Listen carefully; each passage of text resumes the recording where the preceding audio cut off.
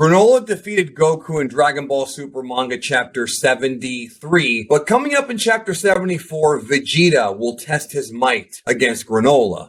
Now, Vegeta trained under Beerus, Goku trained under Whis. Goku used MUI, but there was a problem with MUI that didn't really get the job done. Granolah was very cunning and kind of outsmarted Goku in a way. Now that Vegeta saw this and saw what Granolah is capable of, what will his strategy be, and does he really have a chance of winning? We're going to talk about this here today on this video. Joining me, I don't know why you're making that half fist, bro, but joining me, it's the Thanos fist. All right. Well, I got the shirt, bro. So joining me on this video, like we do every month, Mr. Senpai is here. What's up, bro? Hola, mi gente. Let's get this done. Vegeta versus Granolah. So you and I talked about a few videos ago how this is going to go down. I speculated that it would probably be Vegeta fighting first and that Goku would then use UI and say Goku fought first. Now we have Vegeta stepping up. He's been watching the fights, been able to track Granolah's movements. He knows his tricks, but he might not know all his tricks. The thing is, Granolah is really, really strong. He's much more powerful than we had originally thought. He's really strong. I don't know how Vegeta could possibly have a chance at beating him one-on-one when it comes to a pure fight. So it's going to have to be something that Vegeta does to outsmart Granolah. You're underestimating the prince, my man. You're underestimating Bro, Vegeta. Vegeta loses all the time, bro. Vegeta always loses. He's been doing that one-on-one training with Beerus, though. And Goku's been training with Whis, who's stronger than Beerus by leaps and bounds. That is true. I'm just saying, bro, like, Vegeta, how often does Vegeta win, bro? He does have one advantage that Goku doesn't have, though. At the end, the way he lost wasn't because Ultra Instinct necessarily, but it was because Granolah's right eye. The eye allows you to see a weakness. Your accuracy lowers over time. That's news to us. But keep in mind, he's got that eye. So even though we couldn't see it, even though Goku didn't realize it, he can see it. Yeah, and well, Goku did tell him in the chapter, he's like, I have to use this as quickly as possible because if not, the form will dissipate. Which to me, I mean, I'm not going to go into that rant in this video. I just don't really like that idea at all. It just seems kind of out of left field.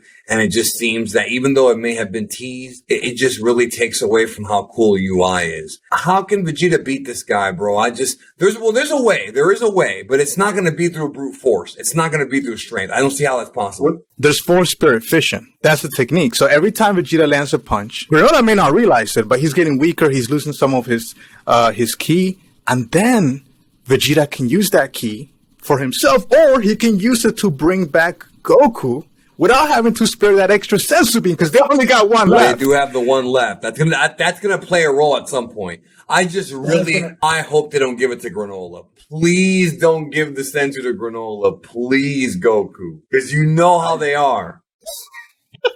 Well, thankfully, Vegeta is the one who's holding the senzu beans. I don't know if that was the writers kind of letting us know that Vegeta's doing this because he knows that Goku's going to mess it up. So I don't know if that's like a little detail that they left in there. Force Spirit Fission is going to be able to take that key. It's going to be able to weaken Granolah over time. And then Vegeta can combine that with his new technique that he learned from Beerus. We don't know what would happen if he combines Force Spirit Fission with that new Hakai-ish type of technique. I mean, I think I did a video with you where I talked about how what would make sense is if Vegeta's fighting Granolah and the first thing he does is shoot the Hakai directly into Granolah's eye enhancement thing, because he knows the Cerealian's weakness.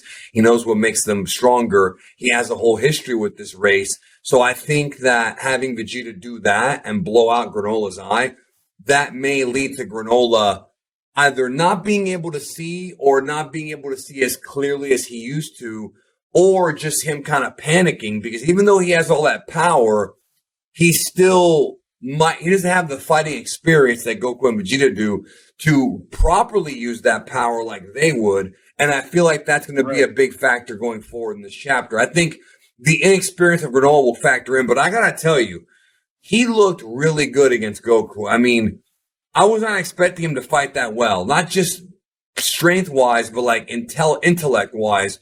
He was much more impressive in Chapter 73 than I thought. That's why I think Vegeta's in trouble, bro.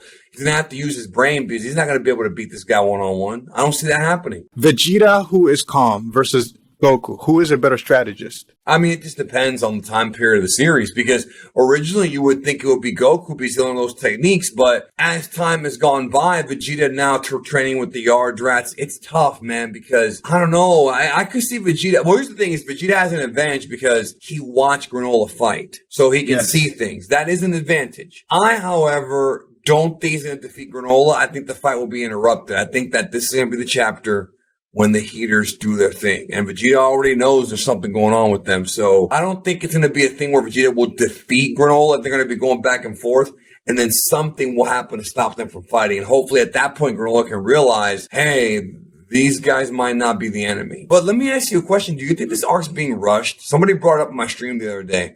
Do you think this arc is rushed? Like, you think they're going through it too fast? No, I don't think they're going through it too fast, and I'll tell you why. First of all, I do want to say this. Vegeta, he has another trick up his sleeve.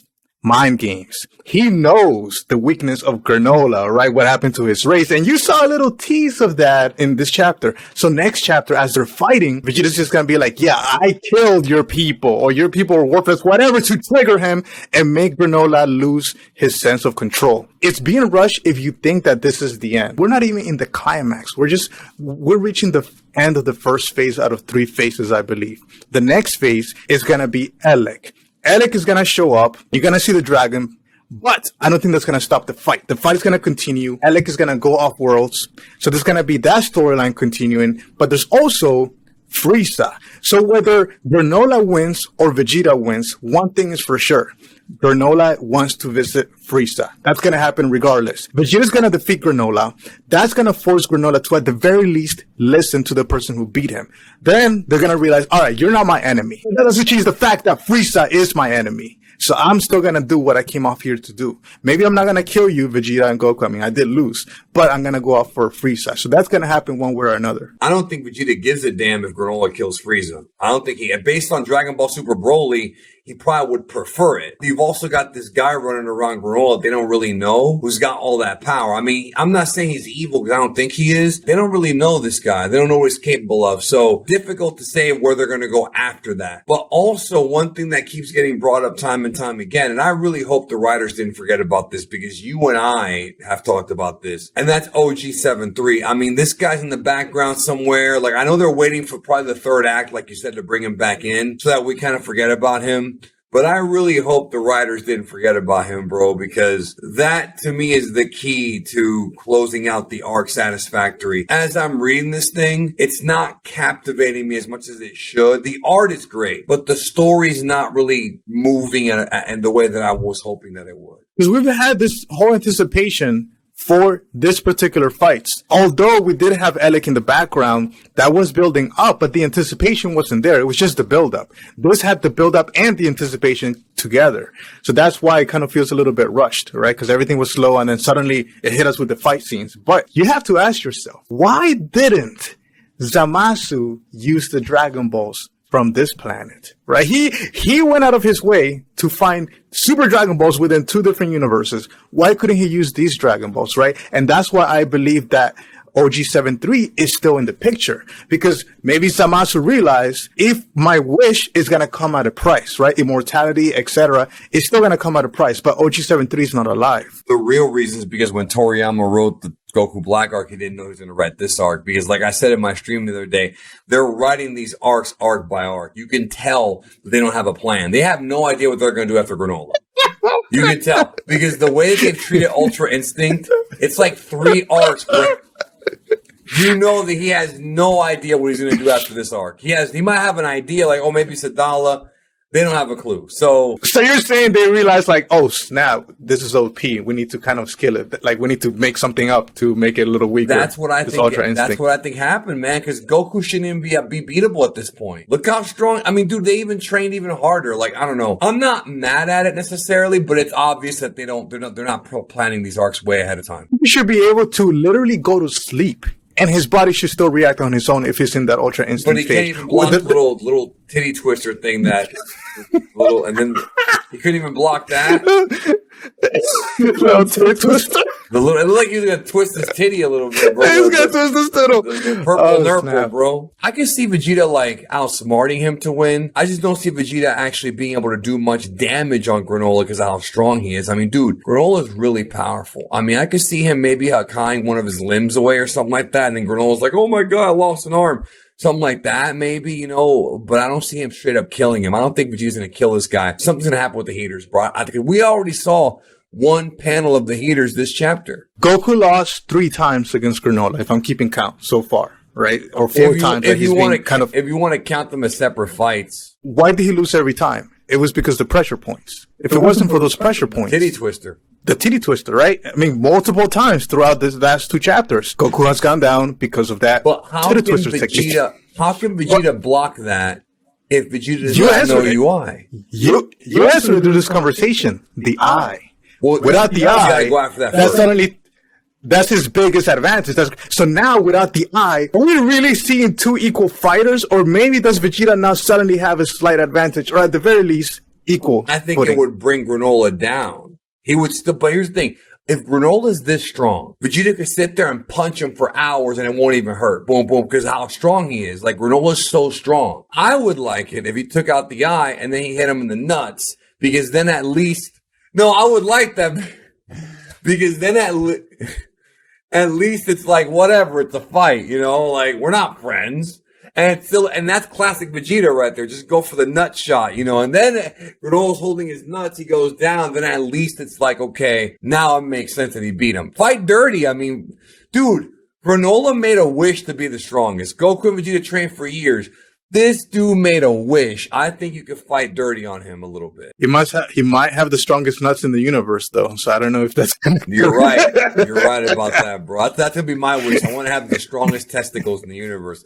Make sure you leave a like, by the way, and subscribe if you're new. So before we wrap up, okay, so do you think it's gonna end with a cliffhanger where the heaters show up, or do you think the fight will continue on to the next chapter, 75? I don't think it's going to be 2 chapters. I think we're in agreement with that. Yeah, it's going to end in this upcoming chapter. They need something to stop everything, to reset, reconnect, and then get into a conversation.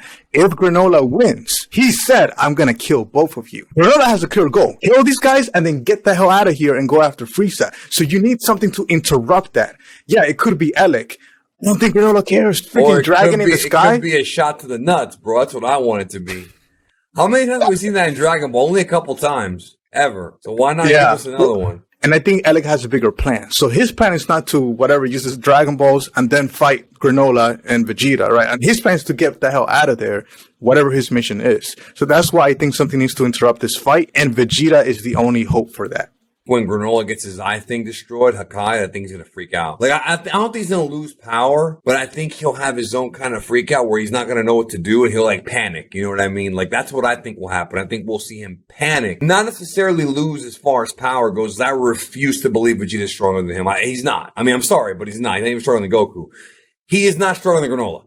But if Granolah's sitting there panicking, like, oh man, what do I do? What do I do? Then maybe he'll listen at that point. Or like we talked about, Vegeta can cheap shot him, or, you know, one last thing before you go. Gogeta. A lot of people are talking about fusion. I understand why they're saying that, because Granolah is really strong. But I don't think that's going to happen yet, if it even happens at all. Goku and Vegeta just spent the last, who knows how long, it's been like a couple of months or so, training. They're literally just starting to test out what their whole training was meant to do. And now suddenly they're just going to fuse.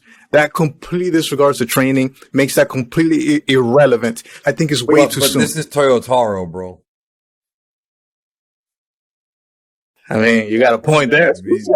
Yeah, thinking with that. Things just change every month and we're supposed to just buy it. And there's an explanation that's no good. Anyways, all right, well, that'll do it for the video. Leave us your thoughts and we'll see you next time.